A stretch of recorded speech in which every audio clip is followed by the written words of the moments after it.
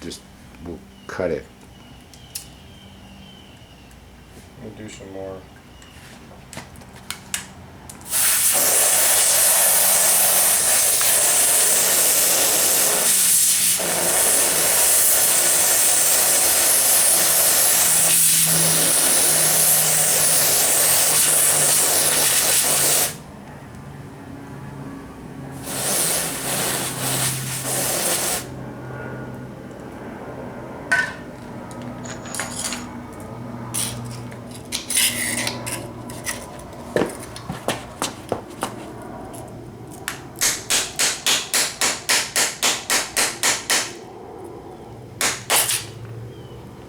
Yay!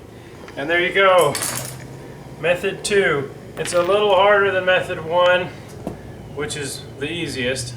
Extreme heat, it really breaks the bonds of that epoxy. But method 2 will work. We're simply just a standard aerosol dust cleaning can. You may need 1 or 2 cans, but it will get cold enough that you can pop it off with this. And with this method, it doesn't weaken the bond as much as the hot, because you see it actually takes a little bit of the concrete off sometimes. But it will take it off.